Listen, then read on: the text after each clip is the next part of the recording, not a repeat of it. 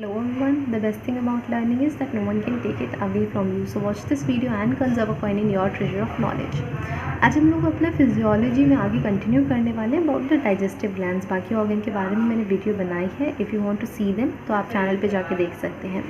सो digestive glands में सबसे पहले आता है सैलिवरी ग्लैंड्स। ठीक है, तो सैलिवरी ग्लैंड्स तीन तरह का होते हैं। First one is parotid, second sublingual, third one is submaxillary.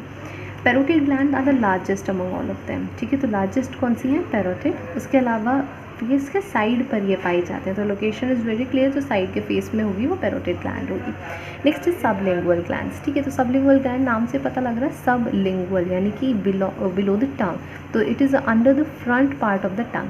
सब maxillary at the angle of the lower jaw, यानी कि आपकी यू कैन समथिंग से कि जो लोअर जॉ है उसके नीचे ये पाए जाते हैं। नेक्स्ट अब इनकी डक्ट्स आपको याद करनी है, this is a very important point.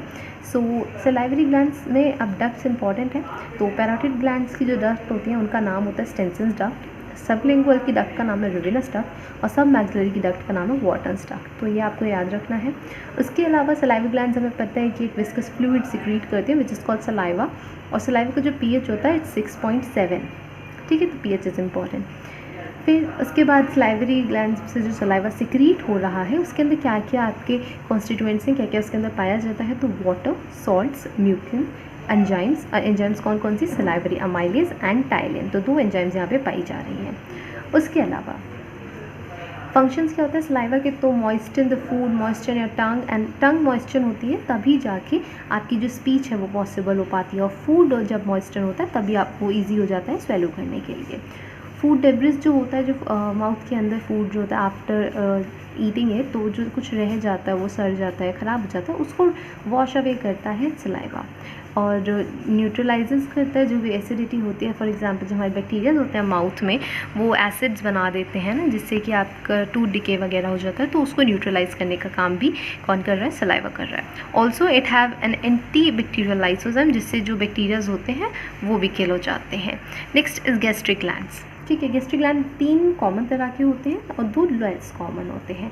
तो जो मोर कॉमन है they are peptic, oxyntic and mucous cell. Peptic cell को हम चीफ सेल्स या जाइमोगन सेल्स भी बोलते हैं, और ये एंजाइम्स प्रोड्यूस करते हैं।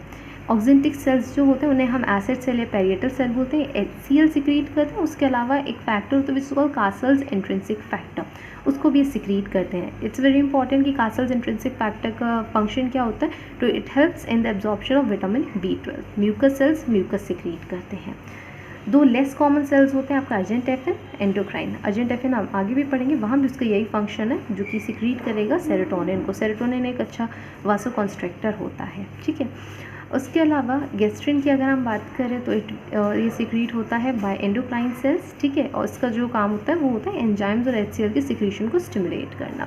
गैस्ट्रिक जूस की जो pH होती है दैट इज़ 2, ठीक है, यानी कि एसिडिक है।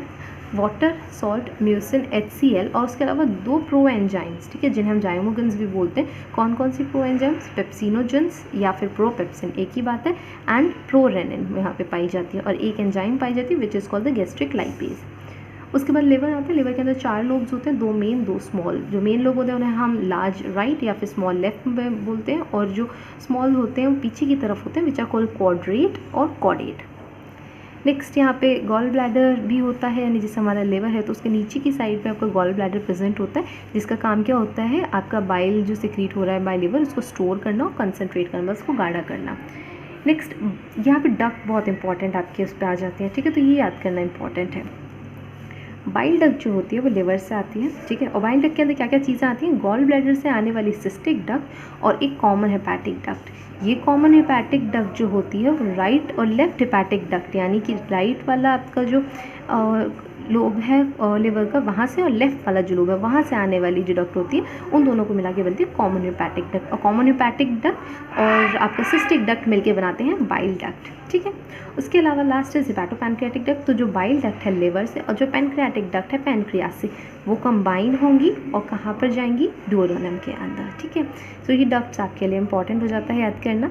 ठीक है, फिर ये याद रखना है कि जो हिपैटिक पैनक्रियाटिक डक्ट होता है जब वो डुओडेनम में जाता है तो वहाँ एक एम्प्यूला क्रिएट करता है। ठीक है, एम्प्यूला बनाता है, उस एम्प्यूला का नाम होता है हिपैटोपैनक्रियाटिक एम्प्यूला या वेटर्स एम्प्यूला। वेटर एक साइंटिस्ट का नाम है। ठीक है, तो इसलिए हम इसे वेटर्स एम्प्यूला बोलते हैं। नेक्स्ट स्फिंक्टर है 2।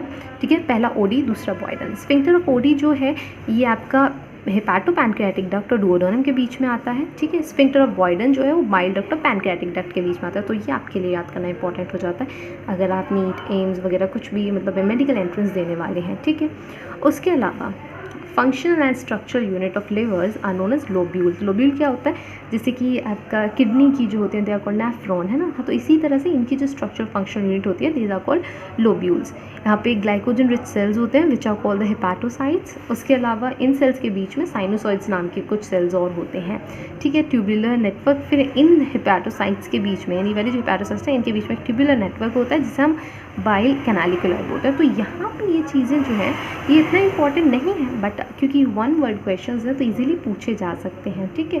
सो क्या क्या आपको याद रखना है कि what are the structure and functional unit of liver, lobule. उनके अंदर जो ग्लाइकोजन रिच सेल होते हैं व्हाट आर देयर, तो उनका नाम होता है हेपाटोसाइट। फिर जो हेपाटोसाइट्स होते हैं उनके बीच में कुछ साइनोसॉइड्स होते हैं और एक ट्यूबुलर नेटवर्क बनाते हैं between hepatocytes which are called the bile canalicular.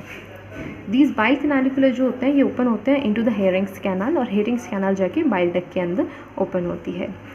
Sinusoids जो होते हैं they lined by the incomplete endothelium, ठीक है। इनकम्प्लीट एंडोथीलियम यानी कि पूरी तरह से फॉर्म नहीं होता है, और वहाँ पे एक फेगोसाइटिक सेल होते हैं, this is wed, okay. So with phagocytic जिन्हें हम लोग बोलते हैं कफर सेल्स, ठीक है। तो कफर सेल्स क्या होते हैं, फेगोसाइटिक सेल्स होते हैं जो कि साइनोसॉइड्स को लाइन करते हैं। नेक्स्ट इज पैनक्रियाज, ठीक है। Sorry for that noise. Pancreas की अगर हम बात करें तो एक एलोंगेटेड ऑर्गन होता है, हमें पता है, ठीक है। लीफ शेप ऑर्गन होता है जिसके पास हेड, बॉडी और टेल होती है। हेड डुओडेनम के पास होता है और टेल जो होता है वो स्प्लीन में एंड होता है। ये एंडोक्राइन भी होता है और एक्सोक्राइन भी होता है। राउंडेड लोब्यूल्स होते हैं जिन्हें हम एसिनी बोलते हैं, ठीक है। उसके अलावा पैनक्रियाटिक जूस का जो pH है दैट इज 8.8। दो डक्ट आपको याद रखने, duct of Wilson, duct of Santorini. Pancreatic juice में 3 प्रोएंजाइम होते हैं, wait a second. So trypsinogen, chymotrypsinogen, procarboxypeptidase, ये 3 प्रोएंजाइम हैं। फिर कुछ एंजाइम्स हैं, अमाइलेज, लाइपेज, न्यूक्लियस। जूस जो है वो आपका सारे काइंड ऑफ फूड पे वर्क कर सकता है, मतलब ये जो पैनक्रियाटिक जूस है सारे काइंड ऑफ फूड पे वर्क कर सकता है, whether it be fat, whether it be carbohydrate, protein, vitamin, minerals, किसी भी चीज़ पे। NaHCO3 यानी जिसके अंदर आपका बाइकार्बोनेट पाया जा रहा है, सोडियम बाइकार्बोनेट, वो आपका जो भी काइम के अंदर HCl की वजह से एसिडिटी हो गई है उसको न्यूट्रलाइज करने का काम करता है, ठीक है। एंड इसके बाद फिर हमारे पास एक और बचता है विच इज़ इंटेस्टाइनल ग्लैंड्स, ठीक है। इंटेस्टाइनल ग्लैंड्स में आप 2 चीज़ें याद रखेंगे, पहला है क्रिप्स ऑफ लुबर्कन, दूसरा है आपका Brunner's gland. Crypts of Lieberkuhn villi के बीच में होते हैं एंड ब्रूनर्स ग्लैंड जो होते हैं they are confined to the duodenum.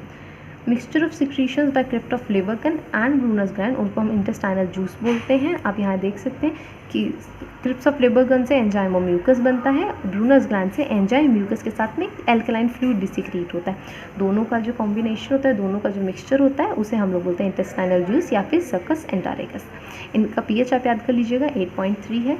यहाँ पे ये एंजाइम पाई जाते हैं, aminopeptidase, dipeptidase, intestinal amylase, maltase, isomaltase, limit dextrinase, sucrose, lactase, intestinal lipase, nucleotidase, nucleophosphatase, nucleosidases, enteropeptidases, एंटेरोकाइनेजेस।